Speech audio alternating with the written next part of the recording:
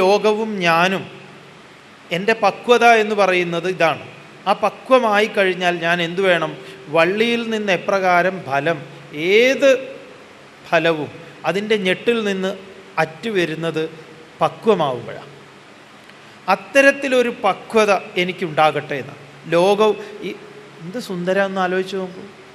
ലോകത്തിലെല്ലാം ഇങ്ങനെ പക്വമായി ആ ബന്ധനം വിടുന്ന സമയത്ത് ഞാനിതാ പക്വമായിരിക്കുന്നു, ഞാനാകുന്ന പഴം, ഈ ലോകത്തു നിന്നുള്ള എല്ലാ അനുഭവങ്ങളും അനുഭവിച്ച് ഞാനും ഇതുപോലെ അനായാസേന ഇങ്ങനെ വിടാൻ. എന്നിട്ടോ മാ അമൃതാത്, മരണമില്ലായ്മയിൽ നിന്ന് എന്നെ വിടുവിക്കരുത്, മരണത്തിൽ നിന്ന് വിടുവിക്കണം. അപ്പം മരണം എന്ന് പറയുന്നത് സംഘമാകുന്നു, മൃത്യു എന്ന് പറഞ്ഞാൽ അറ്റാച്ച്മെൻ്റാണ്. അല്ലാതെ മരിക്കാൻ കിടക്കുന്ന ആളുടെ കട്ടിലിൻ്റെ ചുവട്ടിൽ ഇഷ്ടിക നിരത്തിയിട്ട് ചെയ്യേണ്ട ഹോമമല്ല ഇത്. നമ്മുടെ പലരുടെയും ധാരണ മൃത്യുഞ്ജയ ഹോമം, മൃത്യുഞ്ജയ മന്ത്രം എന്നൊക്കെ പറഞ്ഞാൽ അസുഖമായി കിടക്കുന്നവർ വേഗം മരിക്കാൻ വേണ്ടി എന്താ ആളെ കൊല്ലിയോ. നമ്മുടെയൊക്കെ പലരുടെയും ധാരണ തന്നെ അങ്ങനെയല്ലേ. ശത്രു സംഹാര പുഷ്പാഞ്ജലി, ശത്രു സംഹാര പുഷ്പാഞ്ജലിയൊക്കെ നമ്മൾ അമ്പലത്തിലൊക്കെ നടത്തുമ്പോൾ നമ്മൾ ആരാധിക്കുന്ന, വിശ്വസിക്കുന്ന, ഈ ലോകത്തിൻ്റെ മുഴുവൻ അധിപൻ എന്ന് പറയുന്ന ഭഗവാൻ ആരോ ആവട്ടെ, പേരെന്തോ ആവട്ടെ, അവരെയൊക്കെ നിങ്ങൾ ഒരു കൊടിസുനിക്ക് സമമായിട്ടല്ലേ കരുതണത്? കൊട്ടേഷൻ കൊടുക്കല്ലേ നിങ്ങൾ? ദൈവത്തിന് കൊട്ടേഷൻ കൊടുക്കുന്നവൻ ഭക്തനാണോ? ഇത്ര നെറികെട്ടവൻ വേറെ എവിടെയുണ്ട്? ദൈവം നിങ്ങളെ കൊട്ടേഷൻ സ്വീകരിക്കാൻ ഇരിക്കുകയാണോ? നിങ്ങൾ ആലോചിച്ച് നോക്കൂ. നിങ്ങൾ ഈ ശത്രു സംഹാര പുഷ്പാഞ്ജലി എന്നൊക്കെ പറയുമ്പം തേർഡ് റേറ്റ് ഗുണ്ടയോടല്ലേ നിങ്ങൾ ഈ പറയുന്ന പ്രപഞ്ച നിയാമകൻ എന്ന് പറയുന്ന ദൈവത്തെ കൽപ്പിച്ചു കൊടുത്തിരിക്കുന്ന സ്ഥാനം? അല്ല എന്ന് ആർക്കാ പറയാൻ പറ്റുക? നമ്മുടെ സ്വാർത്ഥതയ്ക്കനുസരിച്ച്. ഇനി ചിലരെ സംബന്ധിച്ച് എന്താണെന്നറിയോ, ഈ റിയാലിറ്റി ഷോയിലെ ജഡ്ജസ് ഇരുന്ന് പാട്ടിന് ഇതിന് മാർക്ക് ഇടുന്നത് പോലെ നമ്മളൊക്കെ ഇവിടെ ചെയ്യുന്ന തോന്നിയാസത്തിന് മാർക്ക് ഇട്ടിട്ട് അവിടെ ചെല്ലുമ്പോൾ വിധി കൽപ്പിക്കുന്ന ഒരാളാണെന്നോ. ഇങ്ങനത്തെ പൊട്ടത്തരങ്ങളൊന്നും ഈ ധർമ്മത്തിൽ പറഞ്ഞിട്ടില്ല. പിന്നേക്ക് വേണ്ടിയിട്ട് അങ്ങനത്തെ ഒരു ഇടപാടേ ഇല്ല. ഇഹ ചേതവേദീത് അധ സത്യമസ്തി. ഇപ്പം ഇവിടെ ഉണ്ടെങ്കിലുണ്ട്. അങ്ങനെ ഒരു വിധികർത്താവായിട്ടൊന്നും ഒരാളും എവിടെയും ഇരിക്കുന്നില്ല. അങ്ങനെ ഇരിക്കുന്നുണ്ടെങ്കിൽ നാസ ആദ്യം തോണ്ടി താഴെയിടും. ഒരുവിധം എല്ലാം അവർ കണ്ടെത്തി കഴിഞ്ഞു. ചൊവ്വയിലേക്ക് സാധനം പോയിക്കൊണ്ടിരിക്കുകയാണെന്നുള്ള മംഗൾയാൻ പദ്ധതി ഒന്നും മറന്നു പോകരുത്. അപ്പോഴാണ് എവിടെയോ കസേരയിലിരുന്ന ഒരാളിങ്ങനെ നോക്കിയിരിക്കുന്നുണ്ട് എന്ന് പറയുക. അടുത്തു നിൽപ്പോരനുജനെ നോക്കാൻ അക്ഷികളില്ലാത്തോർ കരൂപനീശൻ അദൃശ്യനെങ്കിൽ അതിലെന്താശ്ചര്യം എന്ന് കവി പറഞ്ഞിട്ടുണ്ട്. അതിങ്ങനെയുള്ള ആളുകളെ കുറിച്ചാണ്. നോക്കൂ, ജീവം പ്രണവം തസ്യ ധനുഹി, പ്രണവം തന്നെയാണ് ധനുസ്. ആ പ്രണവമാകുന്ന ധനുസ്സിൽ എന്തു വേണം?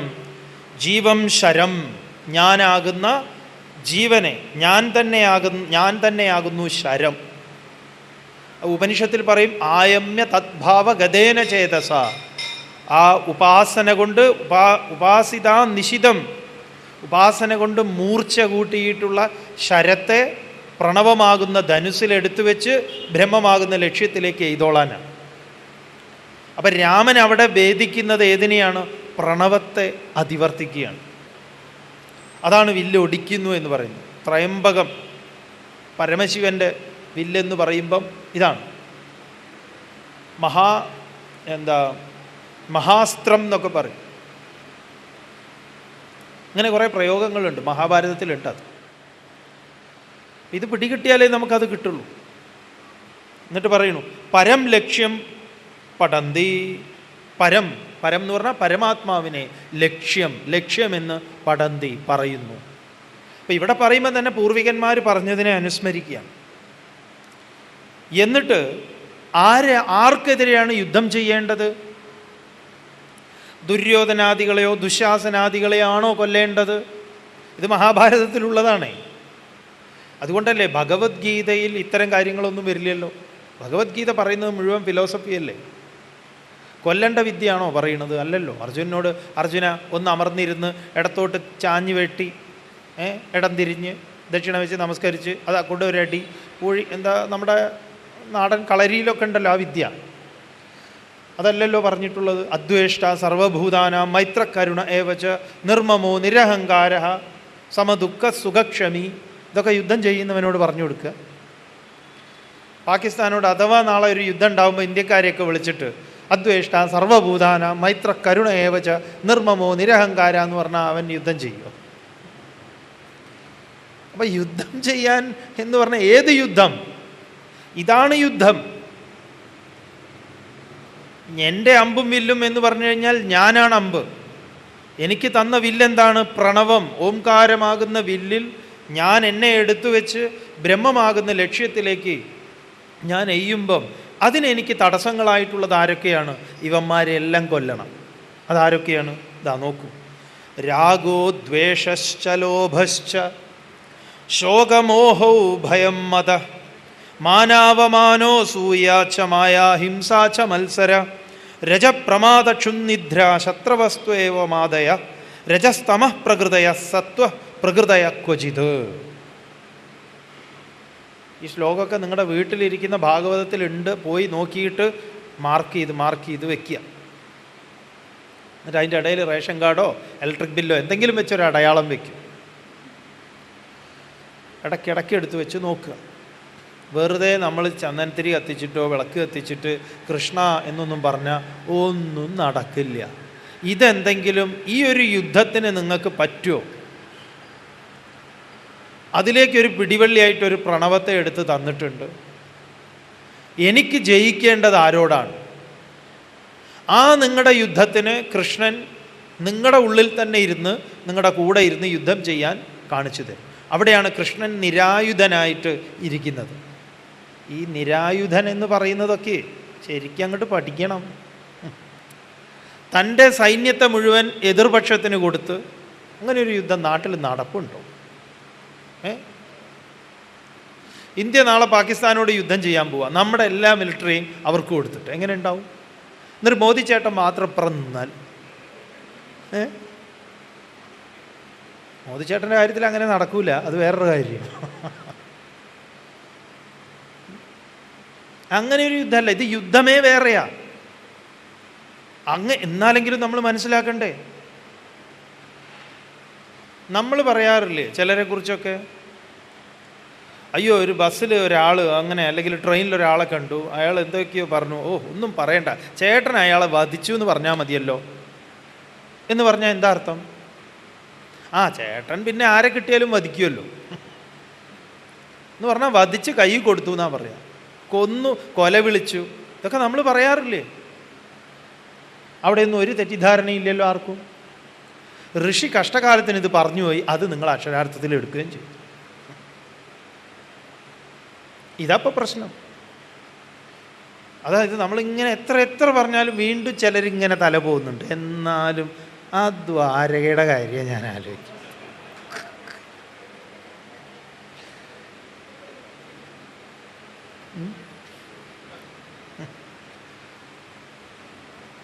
ഏത് ദ്വാരക? കോഴിക്കോട് പോയ ഒരു പഞ്ചവടി ഉണ്ട്. എന്താ പഞ്ചവടി എന്നറിയോ? ബാർ ഹോട്ടലാണ്. ഇവിടെ ഇരുന്നിട്ട് ആ രാമൻ കുടിച്ചതെന്ന് പറഞ്ഞാൽ നാളെ ഒരു 1000 കൊല്ലം കഴിഞ്ഞിട്ട്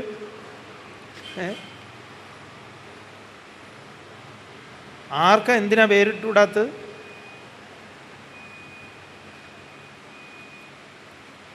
നിങ്ങൾ നാളെ ശ്രീലങ്കയിൽ പോയിക്കോളൂ.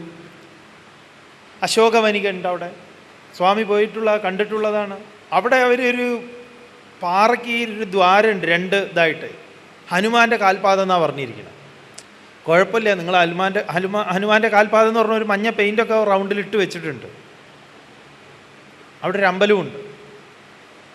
പക്ഷെ അവിടെ ഒരു നല്ലൊരു അശോകവൃക്ഷമുണ്ട്. അതൊരു ഇതാണ്. അതായത് ആ ഒരെണ്ണം മാത്രമേ പൂക്കുള്ളൂ അവിടെ. ഒരെണ്ണം അങ്ങനെ നിറയെ പൂത്ത് നിൽക്കും, നന്നായിട്ട് കാണും. ഈ അടുത്ത് എന്തോ ഒരു മാഗസിനിൽ, നമ്മൾ ഫ്ലൈറ്റിൽ വരുമ്പോൾ ഒരു മാഗസിനിൽ കണ്ടു, ഇപ്പോൾ പൂത്ത് നിൽക്കുന്ന സമയമാണ്. അത് മാത്രം കണ്ടിരുന്നു. ഇപ്പം നിങ്ങൾക്ക് ചിലപ്പോൾ നെറ്റിലൊക്കെ കിട്ടും. അത് അപ്പോഴോ സ്വാമി അങ്ങനെ എന്തൊക്കെ ഉണ്ടെന്നേ. നിങ്ങൾ അതിലും ഞോണ്ടണ്ട. അപ്പോൾ സീത അവിടെ ഇരുന്നുണ്ട്. അപ്പോൾ എവിടെയൊക്കെ ഒരു വൃക്ഷം, അല്ലെങ്കിൽ കഷ്ടകാലത്തിനൊരു വൃക്ഷം അവിടെ വന്നു, അല്ലെങ്കിൽ അത് പൂത്തു. അവിടെ അശോകവനിക എന്ന് പറഞ്ഞാൽ അശോകം, ശോകരഹിതമായി. നമ്മൾ പറയുമ്പോൾ എന്താണെന്നറിയോ പറയാ, സീത ദുഃഖിച്ചിരുന്ന വൃക്ഷത്തിൻ്റെ പേരല്ലേ അശോകം. നോക്കൂ, ആ ശോകം എന്ന് പറഞ്ഞാൽ ശോകരഹിതം എന്നാണ്, ശോകമില്ലാത്ത അവസ്ഥ എന്നാണ്, ശോകം നല്ല. അപ്പം ഇതൊക്കെ നമ്മളെ ഓർമ്മിപ്പിക്കാൻ സഹായിക്കുന്നു. അപ്പം ആരോടാ യുദ്ധം ചെയ്യേണ്ടത് നോക്കൂ. രാഗ, ദ്വേഷ, ലോഭ, ശോക, മോഹ, ഭയ, മത, മാന, അവമാന, അസൂയ, മായ, ഹിംസ, മാത്സര്യം, പ്രമാദം, രജ പ്രമാദം, ക്ഷുത്, നിദ്ര, ഇവരൊക്കെ ശത്രവ, ശത്രുക്കളാണെന്നറിഞ്ഞാൽ. അല്ലാതെ ദുര്യോധനോ ദുശാസനോ ശകുനിമാമനോ ഒന്നുമല്ല ശത്രുക്കൾ. ഭഗവാനും ഗീതയിൽ അർജുനനോട് പറയുന്ന അതല്ലേ, കാമയേഷ ക്രോധയേഷ രജോ ഗുണ സമുദ്ഭവ ഇഹ വൈരിണം വിദ്ധി. ഇവിടെ ശത്രുവായി നീ അറിയേണ്ടത് ഇതിനെയാണ്. അതുകൊണ്ട് വധിക്കൂ അർജുന ഇതിനെയെല്ലാം. ഏതിനെ? കാമത്തെയും രാഗത്തെയും ദ്വേഷത്തെയും ഒക്കെ. ഇതിനെയൊക്കെ എന്നിട്ട് പറയണു, ഇതാ മഹാഭാരതത്തിൻ്റെ എന്താ പറയുക, എസൻസ് ആയിട്ടുള്ള കുറേ കാര്യങ്ങൾ നിങ്ങൾക്ക് ഇതിൽ നിന്ന് നിങ്ങൾക്ക് കുറച്ചൊരു ഇതൊരു താക്കോലാണ്. ഈ താക്കോലിട്ട് തുറക്കാൻ പറ്റിയാൽ പിന്നെ സുഖമാണ്, നിങ്ങൾക്ക് അതിൻ്റെ ഉള്ളിലേക്ക് കയറാം. അതിനെ പറയുകയാണ് അടുത്ത ശ്ലോകത്തിൽ, യാവൻ നൃകായ രഥാത്മവശോപകൽപ്പം ധത്തേ ഗരിഷ്ഠ ചരണാർച്ചനയാ നിഷാദം ജ്ഞാനാസിമച്യുതബലോ ദദത് അസ്തശത്രു സ്വരാജ്യതുഷ്ട ഉപശാന്ത ഇതം വിജഹ്യാത്. ഗംഭീര ശ്ലോക. നൃകായ രഥം, നൃകായ രഥം, ആ രഥത്തിനൊരു പേര്, വിശേഷപ്പെട്ട പേരിടുക. നൃകായം, നൃകായം എന്ന് പറഞ്ഞാൽ മനുഷ്യ ശരീരമാകുന്ന രഥം. അപ്പം എന്ത് ഒന്നുകൂടെ ഊന്നി പറയാണ് ഋഷി, നൃകായ രഥം. എന്തിനാ ഇനി വേറെ രഥത്തിൻ്റെ പിറകിലേക്ക് പോണ്ടാന്ന്. മനുഷ്യ ശരീരമാകുന്ന രഥം ആത്മവശോപകൽപ്പം, ആത്മാവിന് അധീനമാക്കി വയ്ക്കാൻ, വേറെ സ്ഥലത്തേക്ക് പോവാതിരിക്കാൻ. എന്നിട്ടോ യാവദ്ധത്തെ, എത്ര സമയം നമുക്ക് ആത്മാവിനോട് ചേർത്തിരിക്കാമോ. ഇവിടെ പറയുന്ന യുദ്ധം എന്ന് പറയുന്നത് മെഡിറ്റേഷനാണ്, യുദ്ധം.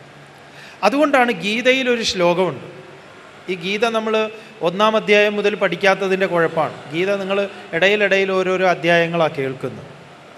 അപ്പോൾ ആമുഖമായിട്ട് പറയും, ഗീതയെക്കുറിച്ച് പറയുക എന്താണെന്നറിയോ ആമുഖമായിട്ട്? യുദ്ധം ചെയ്യാൻ അർജുനൻ വന്നപ്പോൾ, അർജുനന് സ്വന്തക്കാരെയൊക്കെ കണ്ടപ്പം അർജുനൻ ആലോചിച്ചു, എന്തിനാ യുദ്ധം ചെയ്യുന്നത്, യുദ്ധം ശരിയല്ലല്ലോ. അങ്ങനെ അർജുനൻ യുദ്ധത്തിൽ നിന്ന് പിന്മാറി. അപ്പോൾ കൃഷ്ണൻ പറഞ്ഞു, അല്ല അർജുന, അങ്ങനെയായാൽ ശരിയാവില്ല, ഇവന്മാരൊക്കെ മഹതല്ലിപ്പൊളികളാണ്, അതുകൊണ്ട് ഇവന്മാരെയൊക്കെ ശരിയാക്കണം. നമ്മുടെ സിമ്പിളായിട്ടുള്ള ചോദ്യം, അർജുനനല്ലേ ഒരാധ്യാത്മികതയുടെ പക്ഷത്ത് നിൽക്കുന്ന ഒരാൾ? അർജുനനല്ലേ മതപരനായിട്ടുള്ളവൻ? കാരണം സ്വന്തക്കാരെയൊക്കെ കൊല്ലുക എന്ന് പറഞ്ഞാൽ എത്ര നീചമായിട്ടുള്ളൊരു കാര്യമാണ്.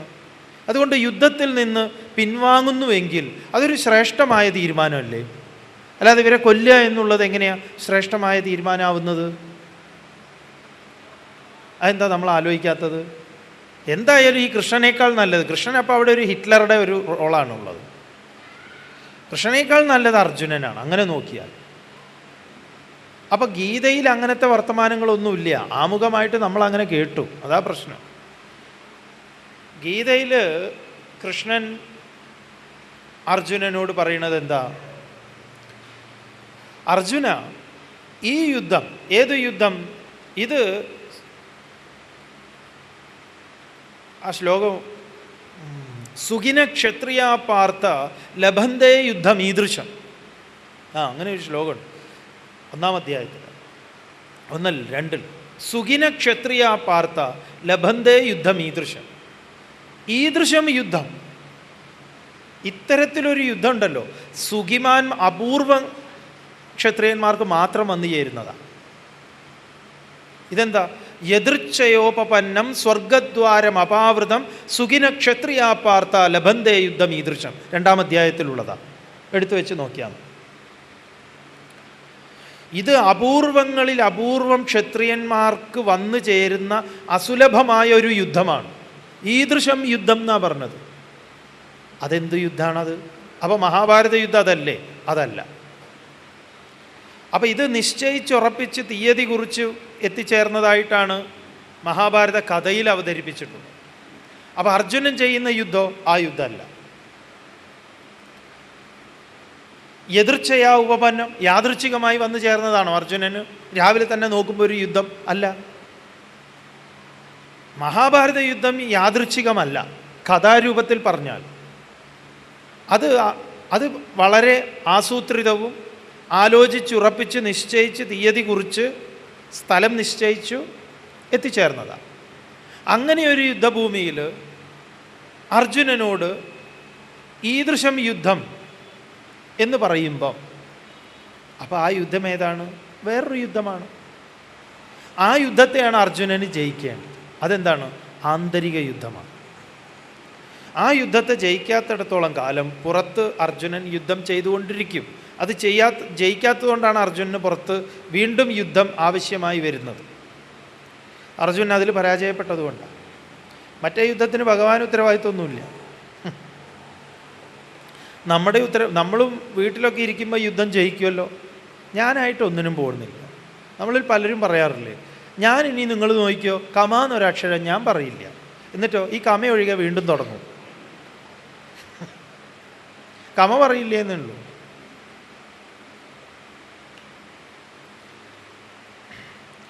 ഇവിടെ നൃകായ രഥം ആത്മവശോപകൽപ്പം യാവത് ദത്തേ. അപ്പോൾ മനുഷ്യ ശരീരമാകുന്ന രഥത്തെ ആത്മാവിന് അധീനമായി തനിക്ക് അധീനമാക്കിക്കൊണ്ട് യാവത് ദത്തേ, എത്ര കാലം നമ്മൾ ധരിക്കുന്നുവോ പറയണു, താവദേവ അത്ര സമയം വരെ ഗരിഷ്ഠ ചരണാർച്ചനയാ, നല്ല ഉറപ്പുറ്റ ആ ഏതൊന്നിലാണോ ഏതൊരു ഭഗവാന്റെ പാദസേവയിൽ എന്ന് പറഞ്ഞു കഴിഞ്ഞാൽ ആശ്രയിക്കുക. പാദം എന്ന് പറഞ്ഞു കഴിഞ്ഞാൽ വെറും കാല് എന്നല്ല, ഏതൊന്നിൽ ആശ്രയിക്കുന്നുവോ ആ ആശ്രയിച്ചതിൽ ആശ്രിതനാവുക. അങ്ങനെ ആശ്രയിക്കപ്പെട്ടവനായിട്ട് ആ പ്രയോഗം തന്നെ ഇവിടെ നോക്കിക്കോളൂ. നിഷാദം ജ്ഞാനാസിം. നിഷാദം എന്ന് പറഞ്ഞാൽ നല്ല മൂർച്ച കൂട്ടിയിട്ടുള്ള. ഈ ക്ലാസ്സുകളൊക്കെ മൂർച്ച കൂട്ടലാണ്. പലപ്പോഴും ഇങ്ങനെയുള്ള ക്ലാസ്സുകൾ നിങ്ങളുടെ മൂർച്ച ഇല്ലാണ്ടാക്കി കളയും ചെയ്യും. അജ്ഞാനം ഇങ്ങനെ അടിച്ച് നിങ്ങളുടെ ഇതിലേക്ക് തരും. സ്വാമി ഇപ്പം നിങ്ങൾക്ക് ഇവിടുന്ന് സ്വാമിയുടെ ഫോട്ടോ തരിക, സ്വാമിയുടെ ലോക്കറ്റുള്ള ഫോട്ടോ, സ്വാമിയുടെ ലോക്കറ്റുള്ള മോതിരം, പിന്നെ അല്ലാത്ത ഫോട്ടോ, ഇതൊക്കെ വീട്ടിൽ കൊണ്ടുവച്ചാൽ നിങ്ങൾക്ക് എന്തെങ്കിലും നടക്കും എന്ന് പറയുക. എന്നിട്ട് നിങ്ങളെയൊക്കെ വരി നിർത്തി അങ്ങോട്ട് കെട്ടിപ്പിടിക്കുക, എന്നാൽ പിന്നെ തലയിൽ കൈവയ്ക്കുക. അതല്ലേ നമ്മളെ ചിന്മയാ മിഷനിലേക്ക് ആകർഷിച്ചിട്ടുള്ളത്. സ്വാമിജിയുടെ ആ ഒരു സ്റ്റേറ്റ്മെൻറ്റാണ്. ഒരമ്മ തലയിൽ കൈവച്ച് അനുഗ്രഹിക്കാൻ പറഞ്ഞപ്പം പറഞ്ഞ എന്താ അറിയോ, അമ്മ അവൻ്റെ തലയിൽ എണ്ണ എൻ്റെ കയ്യിലാവും എന്നല്ലാതെ അതുകൊണ്ട് ഒരു പ്രയോജനമില്ല. ധീരനായ സന്യാസി എന്ന് നമ്മൾ അന്ന് തിരിച്ചറിഞ്ഞ് അതാ ചിന്മയാ മിഷനിലേക്ക് നമ്മൾ സറണ്ടർ ചെയ്യുന്നതിൻ്റെ ഒരു കാരണം. കാരണം അതാ നമുക്ക് ആവശ്യം. സ്വാമിജി തുടർന്ന് പറയണം, അങ്ങനെ ഒരു അനുഗ്രഹ ശക്തി എൻ്റെ കൈക്കുണ്ടെങ്കിൽ ഞാൻ എൻ്റെ തലയിൽ നിന്ന് അത് എടുക്കുമെന്നാണ്.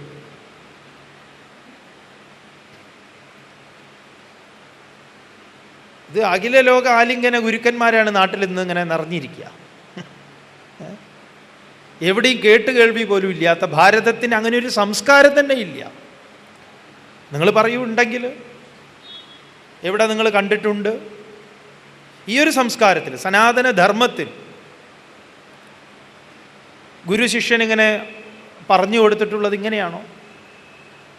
ഉപനിഷത്ത് എന്ന് പറഞ്ഞാൽ സമീപ അവിടെ താഴെ ഇരിക്കുക, കേൾക്കുക, അത് തന്നെ.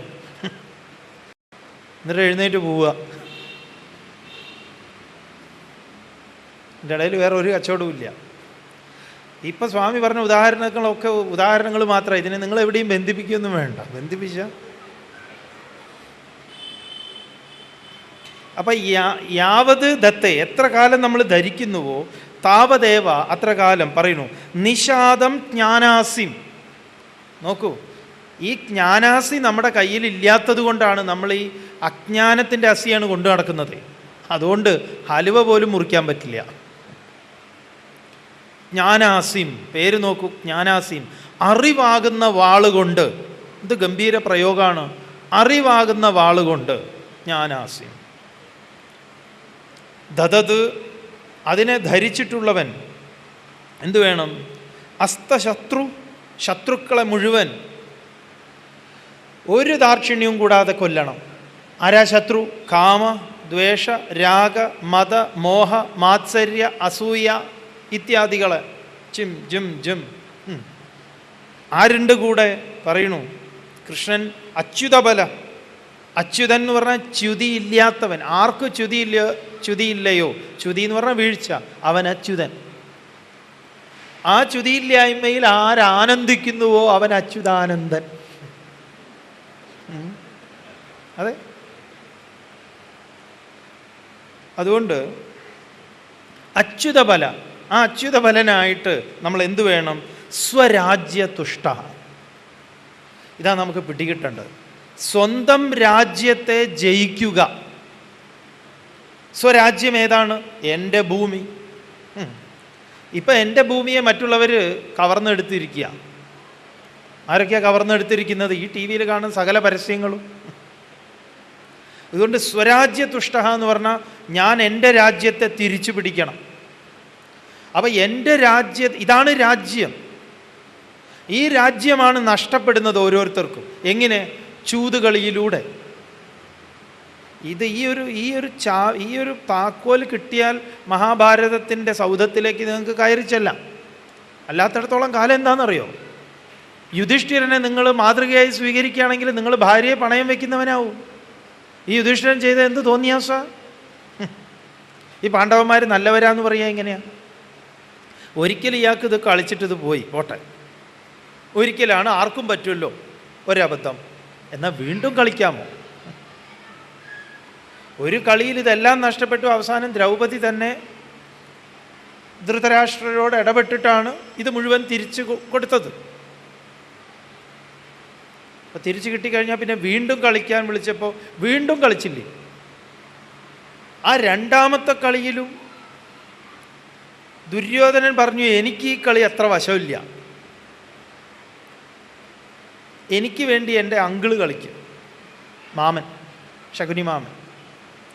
കൃഷ്ണൻ അവിടെ ഇങ്ങനെ നിൽക്കുകയാണ്, കാത്തിരിക്കുകയാണ്. എന്നാൽ എനിക്ക് വേണ്ടി കൃഷ്ണൻ കളിക്കും എന്നൊരു വാക്ക് ഈ അഹങ്കാരിക്ക് പറഞ്ഞുകൂടായിരുന്നോ? എന്നാൽ ശകുനി ഒറ്റ കട്ടയെ വയ്ക്കുള്ളൂ, ഒടുക്കത്തെ കട്ട. അപ്പം എന്തുകൊണ്ട്? നിങ്ങൾക്ക് എന്തുകൊണ്ട് അങ്ങനെ ചിന്തിച്ചുകൂടാ? ഇത് കളിയേ വേറെയാണ്. ഇതേപോലെ കട്ട വയ്ക്കുമ്പോൾ നമ്മുടെ ഉള്ളിലിരുന്ന് കൃഷ്ണൻ പറയുന്നുണ്ട് കട്ട വയ്ക്കണ്ടെന്ന്. ഏത് കളിയിലും ആ കൃഷ്ണനെ നിങ്ങൾ എന്തുകൊണ്ട് വിസ്മരിക്കുന്നു? ആ കൃഷ്ണനുമായി നാം എന്തുകൊണ്ട് സഹവർത്തിത്വത്തിലാവുന്നില്ല? ആ കൃഷ്ണനെ ആർക്ക് നിഷേധിക്കാൻ പറ്റും? സ്വരാജ്യതുഷ്ട, സ്വരാജ്യത്തെ നേടിയിട്ട് അടുത്ത വരിയാണ് കേട്ടോ. എന്താ പറയണമെന്നറിയോ? ഇതം വിജഹ്യാത്, ഈ രഥത്തെയും എല്ലാറ്റിനെയും ഉപേക്ഷിക്കണം. അതാണ് മഹാഭാരത യുദ്ധം കഴിഞ്ഞ് ഭഗവാൻ അർജുനനോട് പറയുന്നു രഥത്തിൽ നിന്നിറങ്ങാൻ. രഥത്തിൽ നിന്ന് ഇറങ്ങിക്കഴിഞ്ഞപ്പോഴും ആ രഥം എന്താ പറയുക, കത്തി ചാമ്പലായി. ഇതെന്താ ടൈം ബോംബ് എന്തെങ്കിലും വെച്ചിരുന്നോ? വേറെ ആരെങ്കിലുമൊക്കെ ഇതിറങ്ങിയപ്പോൾ അത് ചാമ്പലായത്? അതെ. ഇതേപോലെ നാം ഈ ശരീരത്തിൽ നിന്ന് ഈ യുദ്ധമെല്ലാം ചെയ്ത് ഈ ശരീരത്തിൽ നിന്ന് നാം ഇറങ്ങണം ഭഗവാനോടൊപ്പം. ഈ ശരീരത്തെ ചിതക്കി വിട്ടുകൊടുക്കണം. ഇതെപ്പോഴും റെഡിയായിരിക്കണം, എപ്പോഴും ഇറങ്ങാൻ നമുക്ക് പറ്റണം. ഇതാണ് ആർട്ട് ഓഫ് മാൻ മേക്കിംഗ്. ഇതല്ലാതെ ഇത് വല്ല പണ്ട് കാലത്ത് ആരോ അടിയുണ്ടാക്കിയ ഒരു കഥ നിങ്ങൾ എന്തിനു വിശ്വസിക്കണം? ഇത് നമ്മെ സംബന്ധിച്ച് നാം യുദ്ധം ചെയ്യേണ്ടത് എങ്ങനെ, നമ്മുടെ ശത്രുക്കൾ ആരൊക്കെ, ആ യുദ്ധത്തിൽ നമ്മുടെ അടുത്തുള്ള ഉപകരണങ്ങൾ എന്തൊക്കെയാണ്, ഈ ഉപകരണമാണ് ഏറ്റവും ശക്തമായിട്ടുള്ളത് എന്ന് നമ്മുടെ സ്വാതന്ത്ര്യ സമരത്തിൽ ഗാന്ധിജി ഗാന്ധിജിയെ പോലുള്ളവർ ഉപയോഗിച്ചിട്ടുള്ളതല്ലേ, തിലകനും പട്ടേലും ഒക്കെ. എന്തുകൊണ്ട് ലോകം ഭാരതത്തിന് കുറച്ചെങ്കിലും ഒരു നിലയും വിലയും കൽപ്പിച്ചിരിക്കുന്നത് ഇങ്ങനത്തെ കുറച്ച് കാര്യങ്ങളെ കൊണ്ടാണ്. ബാക്കി ഇവിടുത്തെ രാഷ്ട്രീയക്കാരുടെ പ്രവർത്തനങ്ങളെ കൊണ്ടല്ല. ഒരാളുടെ ഒരു തുണ്ട് ഭൂമി കൈവശപ്പെടുത്തി വെക്കാതെ, ഒരാളുടെ അടുത്തേക്കും അങ്ങോട്ട് കയറിയിട്ട് എന്തെങ്കിലുമൊക്കെ കവർന്നെടുക്കുന്ന ഒന്നില്ലാതെ, ത്യക്തേന ഭുഞ്ചീത, ത്യജിച്ചുകൊണ്ട് ഭുജിക്കാൻ പഠിച്ച ഒരു ജനത, ഒരു പൂർവ്വ സംസ്കാരം നമുക്കുണ്ട്.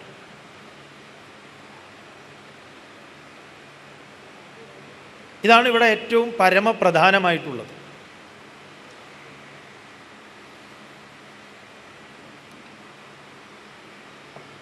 ഇനി നമുക്ക് വേഗം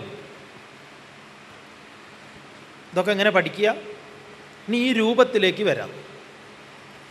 നിങ്ങൾ കണ്ടിട്ടുണ്ട് ഈ സാധനം. ഈ രൂപം എങ്ങനെയാണോ നമ്മൾ ഓം നമോ ഭഗവതേ വാസുദേവായ എന്ന മന്ത്രത്തിൽ ഈ ശാസ്ത്രം മുഴുവൻ പഠിച്ചത്, അതേപോലെ ഈ തത്വശാസ്ത്രത്തെ മുഴുവൻ ഈ രൂപത്തിൽ കാണിച്ചിരിക്കുന്നു. ഇതൊക്കെ നമ്മൾ ഇങ്ങനെ ചേർത്ത് പഠിച്ചാലല്ലാതെ ഇതൊന്നും പിടികിട്ടില്ല. എങ്ങനെയാണോ യുദ്ധത്തിൽ ഈ പറഞ്ഞ തേരും കുതിരകളും പിന്നെ എന്താ പറയുക ഈ ശത്രുക്കളെയൊക്കെ പറഞ്ഞിട്ടുള്ള ഒരു കാര്യം പറഞ്ഞു. ഇനി ആരാധിക്കാൻ വേണ്ടിയിട്ട് ഓർമ്മയിൽ പഠിച്ച നമ്മൾ തത്വങ്ങളെല്ലാം പഠിച്ചതിൻ്റെ ആ രൂപത്തെ വാങ്മയ ചിത്രത്തിൽ അവതരിപ്പിച്ചിട്ടുണ്ട്. അപ്പോൾ ഇതൊക്കെ പഠിക്കുമ്പോഴാണ് ഇനി നാളെ ഏതെങ്കിലും ഒരു ചിത്രകാരൻ ഗുരുവായൂരപ്പനെയോ, അല്ലെങ്കിൽ ഇത് മഹാവിഷ്ണുവാണ്, ഗുരുവായൂരപ്പൻ നമ്മൾ പറയുന്നു മഹാവിഷ്ണുവിനെ, വേറെ രൂപത്തിൽ ചിത്രം വരച്ചു കഴിഞ്ഞാൽ ഇവിടെ ഒരു ബന്ധു ഹർത്താലും ഒന്നും ഉണ്ടാക്കേണ്ട ആവശ്യമില്ല. കാരണം ഒരു ഹുസൈനും കേടുവരുത്താൻ പറ്റാത്തൊരു സരസ്വതിയുണ്ട്. നമ്മളെ സംബന്ധിച്ച് രവിവർമ്മ വരച്ചതും സരസ്വതിയല്ല, ഹുസൈൻ വരച്ചതും സരസ്വതിയല്ല. ഇതിൻ്റെ രണ്ടിൻ്റെ അപ്പുറത്തൊരു സരസ്വതി ഉണ്ട്. ആ സരസ്വതി എന്താണ്? യാകുന്ദേന്ദു തുഷാരഹാരധവള യാ ശുഭ്രവസ്ത്രാവൃത യാ വീണാവരദണ്ഡമണ്ഡിതകര യാ ശ്വേതപത്മാസന യാ ബ്രഹ്മാച്യുത ശങ്കര പ്രഭൃതിഭി ദേവൈ സദാ പൂജിത സാമാം പാതു സരസ്വതി ഭഗവതി നിശേഷ ജാഡ്യാപഹ എന്ന് പറയുന്ന ഒരു വാങ്മയ ചിത്രമുണ്ട്. അതിനെ കൈവയ്ക്കാൻ ഇവർക്ക് രണ്ടുപേർക്കും പറ്റൂല. രവിവർമ്മ എന്താ ചെയ്തത്? ഒരു മോഡൽ സ്ത്രീയെ വിളിച്ചു കൊണ്ടുവന്ന് ഇരുത്തിയിട്ട് അവരെങ്ങനെ നോക്കിയിരുത്തി വരച്ചു. മറ്റേ അങ്ങോരും വരച്ചതോ കുറച്ച് തുണി തീരെ കുറച്ച് പോയി, മറ്റേ കുറച്ചുകൂടെ തുണി ഉണ്ടായിരുന്നു.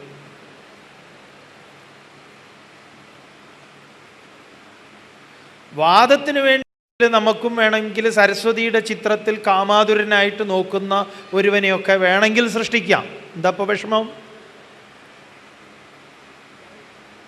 അപ്പം നമുക്കിതിൻ്റെ എസൻസ് പിടികിട്ടാത്തിടത്തോളം കാലം ഇതെല്ലാം പ്രശ്നങ്ങളാണ്. അപ്പോൾ ഇതെല്ലാം എല്ലാം ഇപ്പോൾ ശിവലിംഗമാണെങ്കിലും എല്ലാം ശ്ലോകങ്ങളുണ്ട്.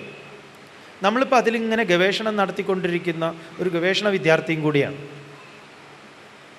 അതുകൊണ്ടാണ് ഇതൊക്കെ ഇങ്ങനെ കിട്ടിയത് ഇതിൻ്റെ ഉള്ളിൽ നിന്ന്. അല്ലെങ്കിൽ 18,000 ശ്ലോകങ്ങൾ 54 ദിവസം ഭാഗവതം തിരുവനന്തപുരത്ത് പറഞ്ഞതാണ് നിങ്ങൾ ടി വിയിൽ കേട്ടുകൊണ്ടിരിക്കുന്നത്. ഈ ആഴ്ച അത് കഴിയേ ഭാഗവതം സമ്പൂർണ്ണമായി.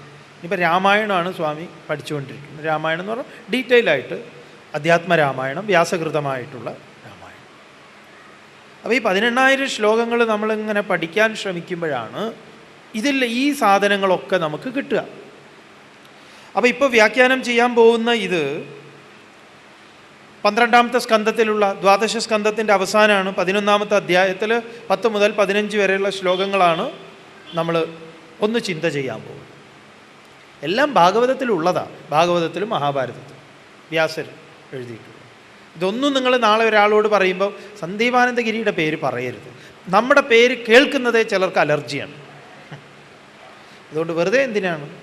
നിങ്ങൾക്കും കൂടെ നിങ്ങളോടും കൂടെ ഉള്ള ലോകിയല്ല ഉണ്ടാവും. നമ്മുടെ പ്രഭാഷണമൊക്കെ കേട്ടു നിങ്ങൾ പറഞ്ഞാൽ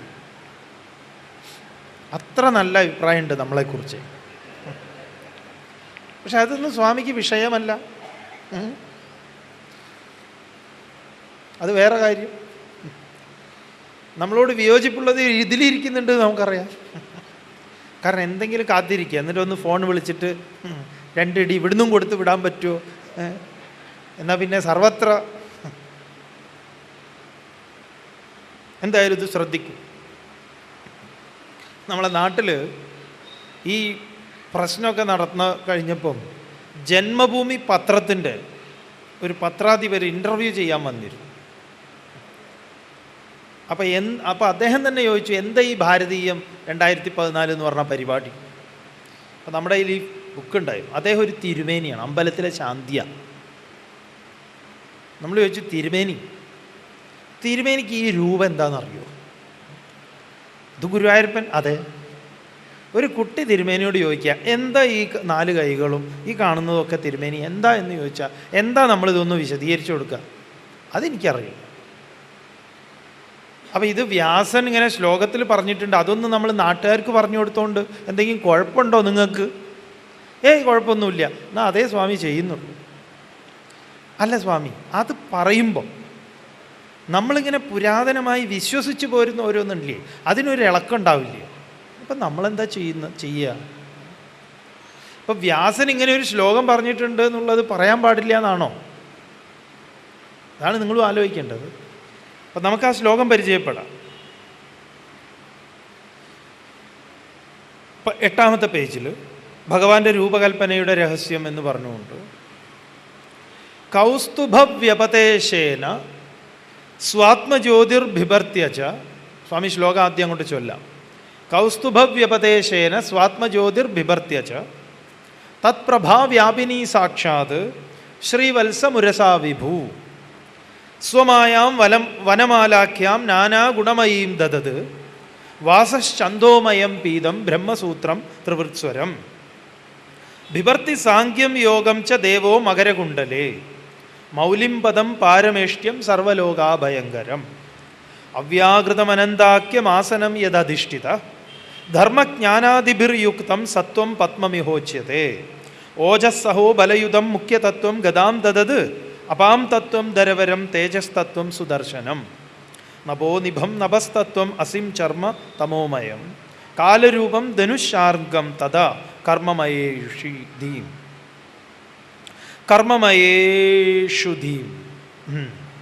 അപ്പോൾ ഇതെല്ലാം കേട്ടിട്ടുള്ള ശബ്ദങ്ങളാണ്, കുറേ ശബ്ദം. എന്തൊക്കെയാണ്? കൗസ്തുഭം, ശ്രീവത്സം, വനമാല, മകരകുണ്ടലം, ശംഖ്, ചക്രം, ഗദ, പത്മം, പീതാംബരം, ഇതെല്ലാം കൗസ്തുഭം. അയ്യോ സ്വാമി, ഗുരുവായൂരിൽ പോയാൽ ഞാൻ അവിടെയാണ് താമസിക്കാറ്. കൗസ്തുഭം. ഇനി ഒരു 100-150 കൊല്ലമൊക്കെ കഴിഞ്ഞാൽ 150 വേണ്ടി വരില്ല. കൗസ്തുഭം എന്നാൽ എന്തെന്ന് ചോദിച്ചാൽ ഗുരുവായൂർ ദേവസ്വത്തിൻ്റെ കീഴിലുള്ള ഹോട്ടൽ എന്ന് നമ്മൾ എഴുതി വയ്ക്കും തരം. 1000 കൊല്ലം കഴിഞ്ഞ് കൗസ്തുഭം ഇങ്ങനെ, ഇനി അതിൻ്റെ അവശിഷ്ടം കണ്ടാൽ നമ്മൾ പറയും, കൗസ്തുഭത്തിൻ്റെ അവശിഷ്ടം ഉണ്ടല്ലോ സ്വാമി. എവിടെ? ഗുരുവായൂരിൽ. ശ്രീവത്സത്തിൻ്റെ അവശിഷ്ടം അവിടുന്ന് കുറച്ചുകൂടെ മാറിയാലുണ്ട്. അപ്പം ഞാൻ കൗസ്തുഭത്ത് കിട്ടിയില്ലേ ഞാൻ ശ്രീവത്സത്ത് പോവും, ശ്രീവത്സത്ത് കിട്ടിയില്ലേ ഞാൻ വനമാലയിൽ പോവും. ചുരുക്കി പറഞ്ഞാൽ ഗുരുവായൂർ പ്രദേശത്തെ കുറച്ച് ഹോട്ടലുകളുടെ പേരാണിത്. ദേവസ്വത്തിൻ്റെ കീഴിലും അല്ലാത്തതും ഒക്കെ ഉള്ളത്. അതാണോ? അല്ല. അപ്പം കൗസ്തുഭം എന്ന് പറഞ്ഞാൽ എന്താണ്? ഭഗവാന്റെ കഴുത്തിൽ കാണുന്ന ആ ഒരു 10-25 പവൻ വരും ആ നെക്ലേസ്, 1ാമത്തെ നെക്ലേസ്. അത് നല്ല കല്ലൊക്കെ വെച്ച് നല്ല ഉഷാറായിട്ടിരിക്കുന്ന ആ നെക്ലേസിനാണ് കൗസ്തുഭം എന്ന് പറയാം. എന്താണ് ആ കൗസ്തുഭം? ഇവിടെ പറയണു, കൗസ്തുഭ വ്യപദേശേന. നല്ല ശുദ്ധ മലയാളവും കൂടിയാണ്. വ്യപദേശേന എന്ന് പറഞ്ഞാൽ വ്യപദേശിക്കുന്നതിലൂടെ, അർത്ഥമാക്കുന്നത്, അത് റെപ്രസെൻ്റ് ചെയ്യുന്നത്. ഏത്? കൗസ്തുഭം.